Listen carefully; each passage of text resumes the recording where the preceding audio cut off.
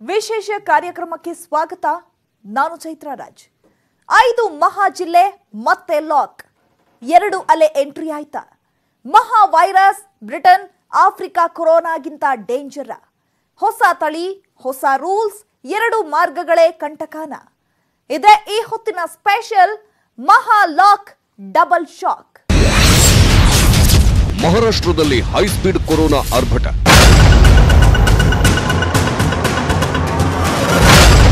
ಮಹಾರಾಷ್ಟ್ರ, ಕೇರಳ ನನ್ನ neighbouring States ಅಲ್ಲಿ ಹರಡುತ್ತಾ ಇರೋದು ನೋಡಿದ್ರೆ ನಾವು ಜಾಗ್ರತೆ ವಹಿಸಬೇಕು. ಮಹಾರಾಷ್ಟ್ರದ 5 ಜಿಲ್ಲೆಗಳಲ್ಲಿ ಲಾಕ್ಡೌನ್ ಘೋಷಣೆ.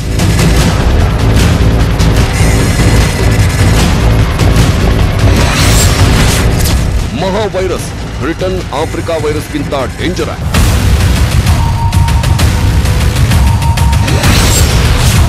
ಹೊಸ ತಳಿ, ಹೊಸ ರೂಲ್ಸ್, 2 ಮಾರ್ಗಗಳಿಂದ ರಾಜ್ಯಕ್ಕೆ ಕಂಟಕ.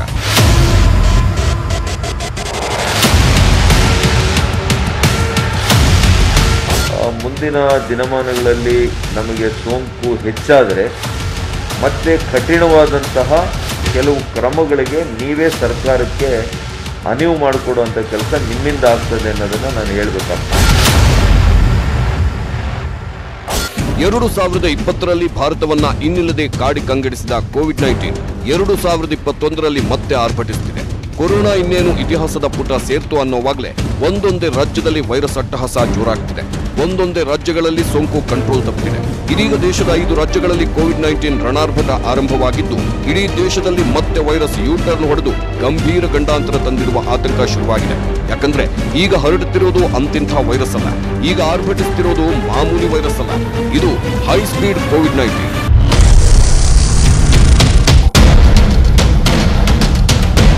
ಹೈ ಸ್ಪೀಡ್ ಕೋವಿಡ್-19 ಬಹುಶಃ ಕಳೆದ ಕೆಲ ದಿನಗಳಿಂದ ಈ ಹೈ ಸ್ಪೀಡ್ ಕೊರೋನಾ ಸುದ್ದಿಯನ್ನ ನೀವು ನೋಡಿರ್ತೀರ.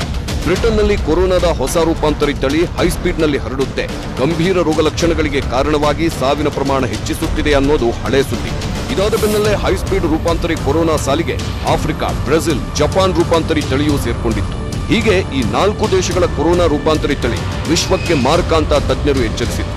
ಹಾಗಾಗಿ ಈ ದೇಶದಿಂದ ಬರೋರ ಮೇಲೆ ಜಗತ್ತಿನ ಎಲ್ಲಾ ದೇಶಗಳು ಹೆಚ್ಚಿನ ನಿಗಾ ಇರಿಸಲಾಗಿತ್ತು. ಹೀಗಾಗಿ ಪರದೇಶದ ರೂಪಾಂತರಿ ವೈರಸ್ ನಮ್ಮ ದೇಶಕ್ಕೆ ಕಾಲಿಡದಂತೆ ಭಾರತವು ಮುನ್ನೆಚ್ಚರಿಕೆ ವಹಿಸಿತ್ತು. ಆದ್ರೀಗ ಎದುರಾಗಿದೆ ನೋಡಿ ಮಹಾ ಆಘಾತ. ಭಾರತದಲ್ಲೇ ಅಪಾಯಕಾರಿ ರೂಪಾಂತರಿ ವೈರಸ್ ಹರಡುತ್ತಿರುವುದು ಬೆಳಕಿಗೆ ಬಂದಿದೆ. ಈ ರೂಪಾಂತರಿ ವೈರಸ್ ಕೂಡ ಹೈ ಸ್ಪೀಡ್ನಲ್ಲಿ ಹರಡುತ್ತಿದೆ. ಈ ರೂಪಾಂತರಿ ವೈರಸ್ ಗಂಭೀರ ಸೋಂಕಿಗೆ ಕಾರಣವಾಗ್ತಿದೆ. ಇದರ ತೀವ್ರತೆ ಹೆಚ್ಚಿದೆ. ಇದು ಅತ್ಯಂತ ಅಪಾಯಕಾರಿ ಅಂತ ದೆಹಲಿ ಏಮ್ಸ್ ನಿರ್ದೇಶಕ ಗುಲೇರಿಯಾ ಎಚ್ಚರಿಕೆ ನೀಡಿದ್ದಾರೆ.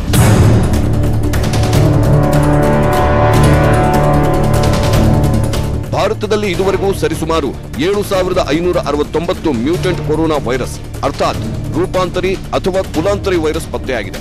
ಈ ರೂಪಾಂತರಿ ವೈರಸ್ಗಳ ಪೈಕಿ ಕೆಲವೊಂದು ಕಡಿಮೆ ಅಪಾಯಕಾರಿಯಾಗಿದ್ರೆ ಇನ್ನು ಕೆಲವು ಬಹಳ ಅಪಾಯಕಾರಿ. ಅದರಲ್ಲೂ ಇನ್ನೂ ಕೆಲ ರೂಪಾಂತರಿಗಳು ಸಿಕ್ಕಾಪಟ್ಟೆ ಡೇಂಜರ್. ಬ್ರಿಟನ್, ಆಫ್ರಿಕಾ, ಬ್ರೆಜಿಲ್ನಲ್ಲಿ ಕಂಡು ಬಂದಿರುವ ರೂಪಾಂತರಿ ವೈರಸ್ನಷ್ಟೇ ಡೇಂಜರ್. ಇಂತಹ ರೂಪಾಂತರಿ ವೈರಸ್ ಈಗ ಭಾರತದಲ್ಲೂ ಪತ್ತೆಯಾಗಿದೆ. ಕೊರೋನಾ ಕಂಟ್ರೋಲ್ ತಪ್ಪಿದ ಮಹಾರಾಷ್ಟ್ರದಲ್ಲಿ ಅಪಾಯಕಾರಿ ರೂಪಾಂತರಿ ವೈರಸ್ ಹರಡುತ್ತಿದೆ. ಹಾಗಾದ್ರೆ ಈ ರೂಪಾಂತರಿ ವೈರಸ್ ಎಷ್ಟು ಡೇಂಜರ್? ಈ ವೈರಸ್ಗೆ ಲಸಿಕೆ ಪರಿಣಾಮಕಾರಿನಾ? ಆಫ್ರಿಕಾ, ಬ್ರೆಜಿಲ್, ಬ್ರಿಟನ್ ವೈರಸ್ಗಿಂತಲೂ ಮಹಾರಾಷ್ಟ್ರದ ರೂಪಾಂತರಿ ವೈರಸ್ ಡೆಡ್ಲಿನ? ಆ ಕುರಿತು ಕಂಪ್ಲೀಟ್ ಮಾಹಿತಿ ಕೊಡ್ತೀವಿ.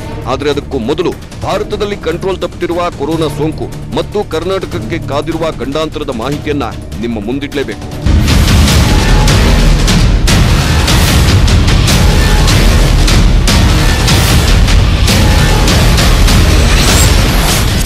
ಕೇರಳ, ಮಹಾರಾಷ್ಟ್ರದಲ್ಲಿ ಕೊರೋನಾ ಸೋಂಕು ಸ್ಫೋಟ. ದೇಶದಾದ್ಯಂತ ಕಟ್ಟೆಚ್ಚರ ವಹಿಸಲು ಕೇಂದ್ರದ ಸೂಚನೆ. ಭಾರತದಲ್ಲಿ ಕಳೆದ ನವೆಂಬರ್ನಿಂದ ಕೊರೋನಾ ಸೋಂಕು ಸ್ವಲ್ಪನೇ ಏರಿಕೆ ಆಗ್ತಾ ಈಗ ಗಂಭೀರ ಹಂತಕ್ಕೆ ಬಂದು ತಲುಪಿದೆ. ಮುಖ್ಯವಾಗಿ ಮಹಾರಾಷ್ಟ್ರ, ಕೇರಳ, ಮಧ್ಯಪ್ರದೇಶ, ಪಂಜಾಬ್, ಛತ್ತೀಸ್ಗಢ ರಾಜ್ಯಗಳಲ್ಲಿ ಕೊರೋನಾ ಸೋಂಕು ಭಾರಿ ಹೆಚ್ಚಾಗ್ತಿದೆ. ಅದರಲ್ಲೂ ಕೇರಳ, ಮಹಾರಾಷ್ಟ್ರದಲ್ಲಿ ಕೊರೋನಾ ಕಂಟ್ರೋಲ್ ತಪ್ಪಿದೆ. ಮಹಾರಾಷ್ಟ್ರದಲ್ಲಿ ನಿತ್ಯ 7,000ಕ್ಕೂ ಹೆಚ್ಚು ಕೇಸ್ಗಳು ಪತ್ತೆಯಾಗ್ತಿದೆ. ಸೋಂಕು ಏರಿಕೆಯನ್ನು ತಡೆಯುವ ನಿಟ್ಟಿನಲ್ಲಿ ಕೊರೋನಾ ಅಬ್ಬರಿಸುತ್ತಿರುವ ಮಹಾರಾಷ್ಟ್ರದ ಅಮರಾವತಿ, ಅಕೋಲಾ, ವಾಶಿಂ ಮತ್ತು ಬುಲ್ಡಾನಾ ಜಿಲ್ಲೆಗಳಲ್ಲಿ 1 ವಾರ ಲಾಕ್ಡೌನ್ ಘೋಷಿಸಲಾಗಿದೆ. ಈ 5 ಜಿಲ್ಲೆಗಳಲ್ಲಿ ಅಗತ್ಯ ಸೇವೆಗಳಿಗೆ ಮಾತ್ರ ಅವಕಾಶ ನೀಡಲಾಗಿದ್ದು, ಶಾಲಾ ಕಾಲೇಜುಗಳನ್ನು ಬಂದ್ ಮಾಡಲಾಗಿದೆ. ಖಾಸಗಿ ಕಚೇರಿಗಳಲ್ಲಿ 15% ಸಿಬ್ಬಂದಿ ಹಾಜರಾಗಲು ಅವಕಾಶ. ದೇಗುಲಗಳಿಗೆ 10% ಮಾತ್ರ ಜನರಿಗೆ ಅವಕಾಶ. ವಿವಾಹ ಕಾರ್ಯಕ್ರಮಗಳಿಗೆ 25 ಜನರಿಗೆ ಮಾತ್ರ ಭಾಗಿಯಾಗಲು ಅವಕಾಶ ನೀಡಲಾಗಿದೆ. ಕೊರೋನಾ ಸೋಂಕಿನ ಸರಪಳಿ ಕಟ್ ಮಾಡಲು ಹೀಗೆ ಮಹಾರಾಷ್ಟ್ರದಲ್ಲಿ ಟಫ್ ರೂಲ್ಸ್ ಜಾರಿ ಮಾಡಲಾಗಿದೆ.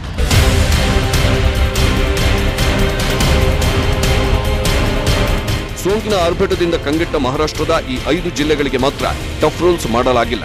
ಸೋಂಕು ಹೆಚ್ಚಾಗ್ತಿರುವ ಎಲ್ಲಾ ಜಿಲ್ಲೆಗಳಲ್ಲೂ ಕಠಿಣ ಕ್ರಮಗಳನ್ನು ಜಾರಿಗೊಳಿಸಲಾಗಿದೆ. ಪುಣೆಯಲ್ಲಿ ಫೆಬ್ರವರಿ 28ರವರೆಗೂ ಶಾಲಾ ಕಾಲೇಜು ಮುಚ್ಚಲು ಆದೇಶ ಹೊರಡಿಸಲಾಗಿದೆ. ವಿವಾಹ ಇನ್ನಿತರ ಕಾರ್ಯಕ್ರಮದಲ್ಲಿ 200 ಜನರ ಮಿತಿ ಹೇರಲಾಗಿದೆ. ನಾಸಿಕ್ನಲ್ಲೂ ರಾತ್ರಿ ಕರ್ಫ್ಯೂ ಹೇರಲಾಗಿದೆ. ಮುಂಬೈನಲ್ಲೂ ಸಭೆ ಸಮಾರಂಭಕ್ಕೆ ನಿರ್ಬಂಧ ಹೇರಲಾಗಿದೆ.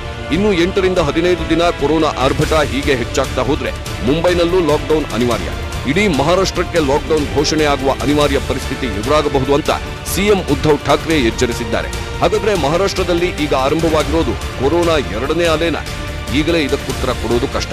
ಭಾರತದಲ್ಲಿ ಈಗ ಮತ್ತೆ ಕೊರೋನಾ ಹೆಚ್ಚಳವಾಗ್ತಿರೋದು 2ನೇ ಅಲೆ ಹೌದಾ ಅಲ್ವಾ ಎಂಬುದನ್ನು ನಿರ್ಧರಿಸಲು ಇನ್ನೂ 8 ರಿಂದ 15 ದಿನ ಬೇಕು. ಈ ಅವಧಿಯಲ್ಲಿ ಸೋಂಕು ಹೆಚ್ಚಳವಾದ್ರೆ ಇಡೀ ದೇಶ ಮತ್ತೊಮ್ಮೆ ಕೋವಿಡ್-19 ಸಂಕಷ್ಟ ಎದುರಿಸಲು ಸಜ್ಜಾಗಬೇಕಿದೆ.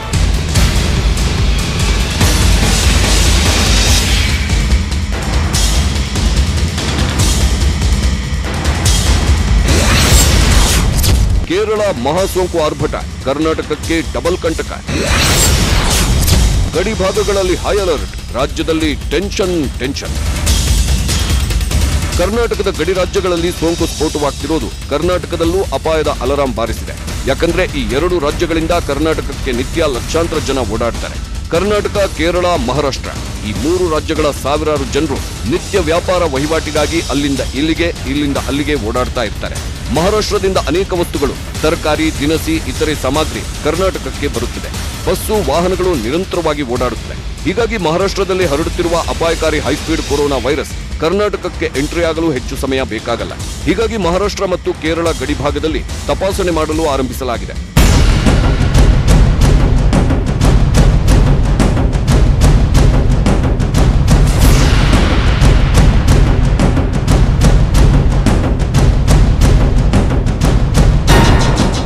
ಕೊರೋನಾ ಹೆಚ್ಚಳದ ಬೆನ್ನಲ್ಲೇ ರಾಜ್ಯ ಸರ್ಕಾರ ಹೊಸ ಸುತ್ತೋಲೆ ಹೊರಡಿಸಿದೆ. 5 ಜನ ಸೋಂಕಿತರು ಒಂದೇ ಏರಿಯಾದಲ್ಲಿ ಇದ್ರೆ ಅದು ಕಂಟೈನ್ಮೆಂಟ್ ಝೋನ್ ಆಗಲಿದೆ ಅಂತ ಆರೋಗ್ಯ ಸಚಿವ ಸುಧಾಕರ್ ಹೇಳಿದ್ದಾರೆ. ಜನರು ಸರ್ಕಾರ ಹೊರಡಿಸಿದ ಮಾರ್ಗಸೂಚಿ, ಸುತ್ತೋಲೆಗಳನ್ನ ಕಡೆಗಣಿಸಿದ್ರೆ ಮತ್ತೆ ಸೋಂಕು ಹೆಚ್ಚಾದ್ರೆ ಕಠಿಣ ಕ್ರಮ ಅನಿವಾರ್ಯವಾಗಬಹುದು. ಇದಕ್ಕೆ ಸಾರ್ವಜನಿಕರೇ ಹೊಣೆಗಾರರು ಅಂತ ಆರೋಗ್ಯ ಸಚಿವ ಡಾಕ್ಟರ್ ಸುಧಾಕರ್ ಎಚ್ಚರಿಕೆ ನೀಡಿದ್ದಾರೆ. ನಮ್ಮ ತಾಂತ್ರಿಕ ಸಲಹಾ ಸಮಿತಿಯ ಸಲಹೆಗಳಿಗೆ ವಿರುದ್ಧವಾಗಿ, ಅವರ ಮಾರ್ಗಸೂಚಿಗೆ ವಿರುದ್ಧವಾಗಿ ನಡೀತಾ ಇದೆ.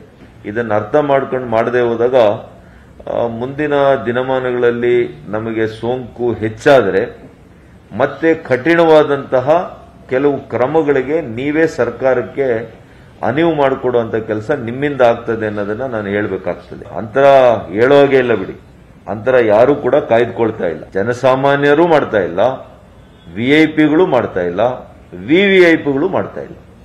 ಇದು ಸತ್ಯದ ವಿಚಾರ, ನಾನು ಹೇಳಬೇಕಾಗ್ತದೆ.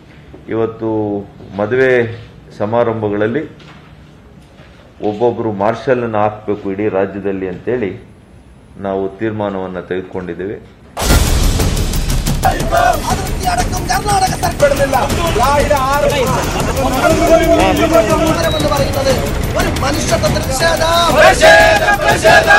ಅನ್ಯಾಯವಾಗಿ ಕಾಸರಗೋಡಿನಿಂದ ಬರುವಂತಹ ವಿದ್ಯಾರ್ಥಿಗಳು ಪರೀಕ್ಷಾ ಸಮಯ ಈಗ ಆ ಪರೀಕ್ಷೆಗೆ ಬರೆಯುವವರಿಗೆ ವಿದ್ಯಾರ್ಥಿಗಳಿಗೆ ಲಕ್ಷಾಂತರ ಮಂದಿ ಕನ್ನಡಿಗರಿಗೆ ಇಲ್ಲಿ ಅನ್ಯಾಯ ಆಗ್ತಾ ಇದೆ. ಯಡಿಯೂರಪ್ಪ ಸರ್ಕಾರ ಕಣ್ಣು ತೆರೆಯಬೇಕು. ಈ ಆದೇಶವನ್ನು ರದ್ದುಪಡಿಸಿ ಕೂಡಲೇ ಈ ಒಂದು ಗಡಿಯನ್ನು ತೆರೆಯುವಂತೆ ಕೆಲಸ ಮಾಡದಿದ್ರೆ ಕರ್ನಾಟಕದ ಯಾವುದೇ ವಾಹನಗಳನ್ನು ನಾವು ಕೇರಳಕ್ಕೆ ಪ್ರವೇಶ ಮಾಡಲಿಕ್ಕೆ ಅನುವು ಕೊಡುವುದಿಲ್ಲ. ಬೆಂಗಳೂರಿನಲ್ಲಿ ಈಗ ಕಟ್ಟೆಚ್ಚರ ವಹಿಸಲಾಗಿದೆ.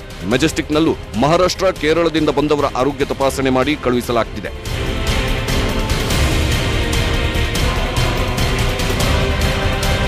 ಇನ್ನು ಬೆಳಗಾವಿ, ಚಿಕ್ಕೋಡಿ ಗಡಿಭಾಗದಲ್ಲಿ ಭಾರಿ ಅಲರ್ಟ್ ಮಾಡಲಾಗಿದೆ. ಮಹಾರಾಷ್ಟ್ರದಿಂದ ಬರೋ ಎಲ್ಲರ ತಪಾಸಣೆ ಮಾಡಲಾಗ್ತಿದೆ. ಕೊರೋನಾ ನೆಗೆಟಿವ್ ವರದಿ ಇದ್ರಷ್ಟೇ ಕರ್ನಾಟಕದ ಒಳಗೆ ಬಿಡಲಾಗ್ತಿದೆ. ಹೀಗೆ ರಾಜ್ಯದ ಎಲ್ಲಾ ಗಡಿ ಭಾಗಗಳಲ್ಲೂ ಕಟ್ಟುನಿಟ್ಟಿನ ಕ್ರಮ ಕೈಗೊಳ್ಳಲಾಗಿದೆ. ಯಾಕಂದ್ರೆ ಮಹಾರಾಷ್ಟ್ರ ಕೊರೋನಾ ಸೋಂಕಿನಿಂದಾಗಿ ರಾಜ್ಯದಲ್ಲೂ 2ನೇ ಅಲೆ ಆತಂಕವಿದೆ. ಮಾರ್ಚ್ ಅಂತ್ಯದವರೆಗೆ 2ನೇ ಅಲೆಯ ಭೀತಿ ಇದೆ. ಮುಂದೆ ಲಾಕ್ಡೌನ್, ನೈಟ್ ಕರ್ಫ್ಯೂನಂತಹ ಪರಿಸ್ಥಿತಿ ಎದುರಾಗದಂತೆ ಈಗಲೇ ತಡೆ ಹಿಡಿಯಬೇಕಾಗಿದೆ. ರಾಜ್ಯದಲ್ಲಿ ಇನ್ನೂ 5-6 ಕ್ಲಸ್ಟರ್ ಬ್ರೇಕ್ ಆದರೆ ಕೋವಿಡ್ 2ನೇ ಅಲೆ ಶುರುವಾಗುವ ಸಾಧ್ಯತೆ ಹೆಚ್ಚಿದೆ ಅಂತ ಕೋವಿಡ್ ತಾಂತ್ರಿಕ ಸಲಹಾ ಸಮಿತಿ ಸದಸ್ಯ ಡಾಕ್ಟರ್ ರವಿ ಎಚ್ಚರಿಸಿದ್ದಾರೆ. ಅಷ್ಟೇ ಅಲ್ಲ, ಕೊರೋನಾ ಈಗಾಗಲೇ ಬಂದು ಹೋದವರಿಗೆ ಇದೀಗ ಮತ್ತೆ ಸೋಂಕು ಹರಡುವ ಸಾಧ್ಯತೆ ಹೆಚ್ಚಾಗಿದ್ದು 2ನೇ ಬಾರಿ ಸೋಂಕು ಅಂಟಿದ್ರೆ ಅಪಾಯ ಹೆಚ್ಚಿದೆ ಅಂತಾನೂ ಹೇಳಿದ್ದಾರೆ. ಇನ್ನೊಂದು 5-6 ಕ್ಲಸ್ಟರ್ ಡಿಟೆಕ್ಟ್ ಮಾಡಿದ್ರೆ ದೆನ್ ಇಟ್ ಕ್ಯಾನ್ ಲೀಡ್. ಆದರೆ ಇವಾಗ ಮಹಾರಾಷ್ಟ್ರ, ಕೇರಳ ನಮ್ಮ ನೈಬರಿಂಗ್ ಸ್ಟೇಟ್ಸಲ್ಲಿ ಹರಡುತ್ತಾ ಇರೋದು ನೋಡಿದ್ರೆ ನಾವು ಜಾಗ್ರತೆ ವಹಿಸಬೇಕು. ಜನರಲ್ಲಿ ಸ್ವಲ್ಪ ಜವಾಬ್ದಾರಿಯಿಂದ ನಡ್ಕೋಬೇಕು. That is always 50% to 60% of control of a disease is in the hands of people. Karnataka, I'm from Maharashtra and from Kerala, and also we one state Namma Rajyadalli we have based on the suggestion of technical advisory committee, we have maintained testing very high. I always have said, all of us have always said, testing is a very important tool. Yes, ಈಗ ಮೈಮರೆತರೆ ಅಪಾಯ ಹೆಚ್ಚಿದೆ. ಯಾಕಂದ್ರೆ ಮಹಾರಾಷ್ಟ್ರದಲ್ಲಿ ಆರ್ಭಟಿಸುತ್ತಿರೋದು ಮಾಮೂಲಿ corona ಅಲ್ಲ, high speed virus. ಈ virus ಕರ್ನಾಟಕಕ್ಕೆ ಎಂಟ್ರಿ ಆದ್ರೆ ಎರಡನೇ ಅಲೆಯಿಂದ ಬಚಾವಾಗುವುದು ಅಸಾಧ್ಯವಾಗಬಹುದು. ಬ್ರಿಟನ್, ಆಫ್ರಿಕಾ, ಬ್ರೆಜಿಲ್ನಂತೆ ತತ್ತರಿಸಿ ಹೋಗುವ ಸಂದರ್ಭವೂ ಬರಬಹುದು.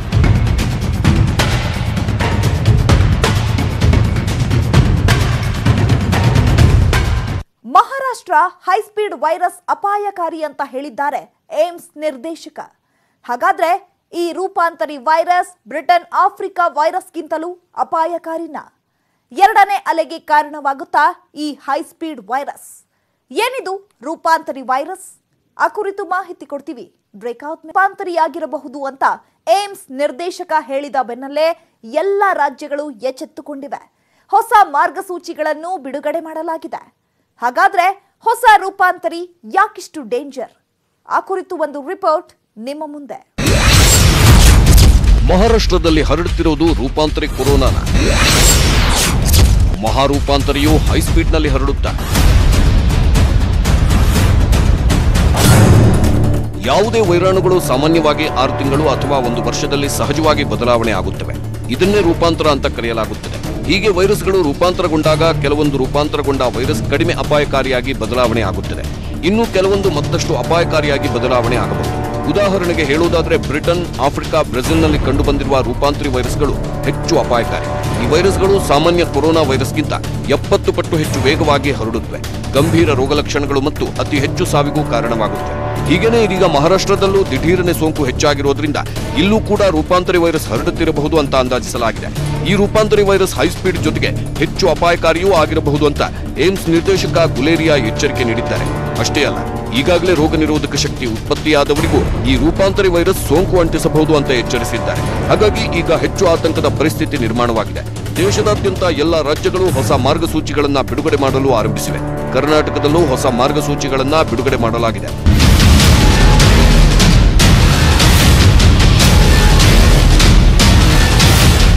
ರಾಜ್ಯದಲ್ಲಿ 3 ಹಂತದ ಮಾರ್ಗಸೂಚಿ ಬಿಡುಗಡೆ ಮಾಡಲಾಗಿದೆ.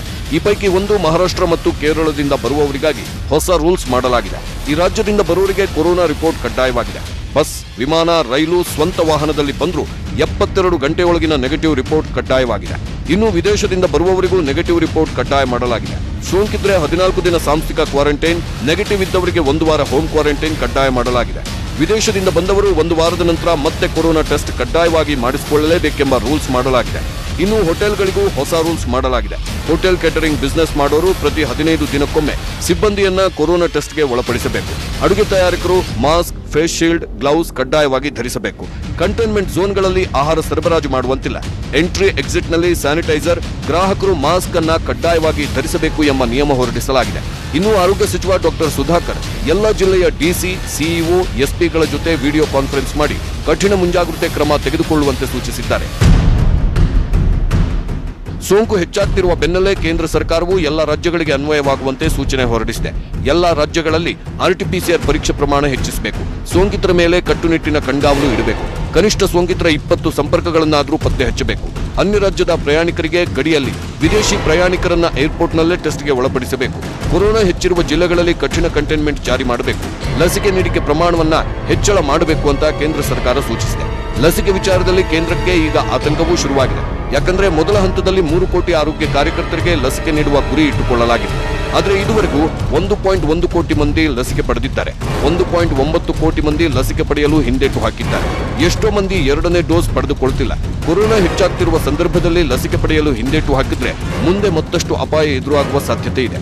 ಹೀಗಾಗಿ ಕನಿಷ್ಠ ವಾರದಲ್ಲಿ 4 ದಿನವಾದರೂ ಲಸಿಕೆ ನೀಡುವಂತೆ ನೋಡಿಕೊಳ್ಳಬೇಕು ಅಂತ ಕೇಂದ್ರ ಸರ್ಕಾರ ಸೂಚನೆ ಕೊಟ್ಟಿದೆ.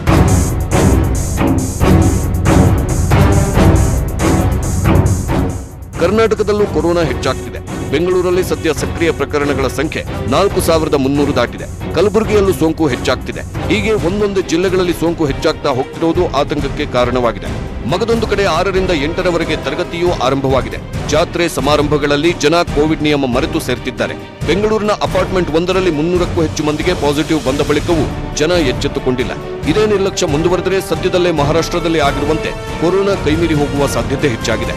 ಕೋವಿಡ್ ಬಂದವರಿಗೂ ಮತ್ತೆ ಸೋಂಕು ಅಂಟಿಕೊಳ್ಳುವ ಸಾಧ್ಯತೆ ಇರೋದ್ರಿಂದ ಈಗ ಎಚ್ಚೆತ್ತುಕೊಳ್ಳಬೇಕಾಗಿದೆ. ಯಾಕಂದ್ರೆ ಕೊರೋನಾ ಮೊದಲ ಸೋಂಕಿಗಿಂತ ಇದೀಗ 2ನೇ ಬಾರಿ ಆಗಬಹುದಾದ ರೀಇನ್ಫೆಕ್ಷನ್ ಹೆಚ್ಚು ಅಪಾಯಕಾರಿ. ಹಾಗಾಗಿ ಕೊರೋನಾ ಮುನ್ನೆಚ್ಚರಿಕೆ ವಹಿಸೋದನ್ನ ಮರೆಯದಿರಿ.